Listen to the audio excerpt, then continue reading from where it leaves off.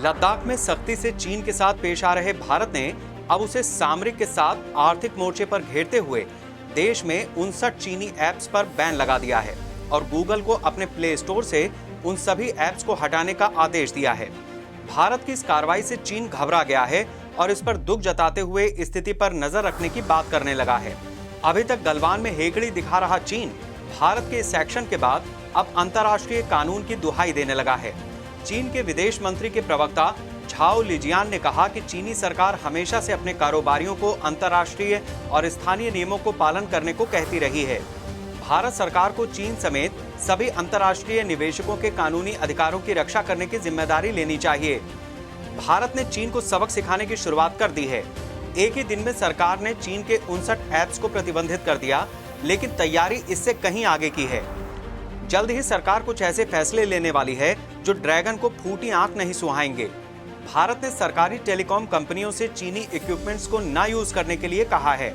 वहीं 5G को लेकर भी फैसला जल्द होने वाला है। भारत में 5G नेटवर्क के लिए चीन की कंपनियों के इक्विपमेंट्स यूज करने पर बैन लगाया जा सकता है।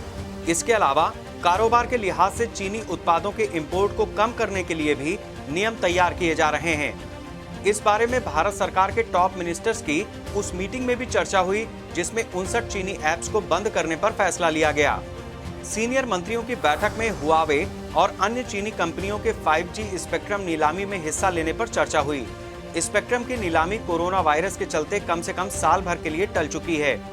मीटिंग में अन्य बिडर्स जैसे वोडाफोन, आइडिया पर भी चर्चा हुई। हुआवे को डोनाल्ड ट्रंप प्रशासन ने अमेरिका में बैन कर रखा है। साथ ही अमेरिका इस कोशिश में भी है कि यूनाइटेड किंगडम और भारत जैसे सहयोगी देश भी इस चीनी कंपनी को बैन कर दें।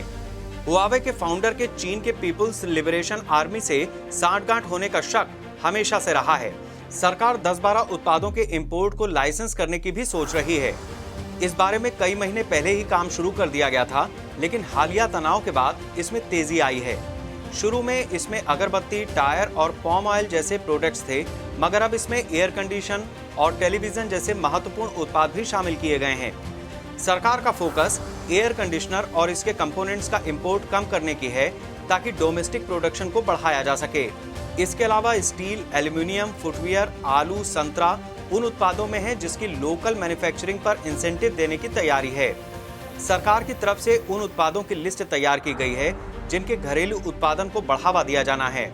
इसमें lithium ion batteries, antibiotics, petrochemicals, auto और मोबाइल पार्ट्स, खिलौने, sports goods, TV sets, solar equipments और इलेक्ट्रॉनिक्स इंटीग्रेटेड सर्किट्स शामिल हैं। भारत में चीन से कई चीजों का इंपोर्ट होता है। सरकार इस इंपोर्ट को भी कंट्रोल करने की तैयारी में है। इंपोर्ट को कंट्रोल करने के कई तरीके हैं।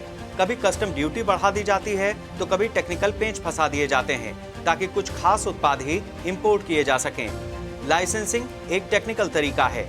इससे चुनिंदा देशों के इंपोर्ट को मंजूरी दी जा सकती है। साथ ही तय पोर्ट से सामान की एंट्री पर माल की निगरानी में मदद मिलती है।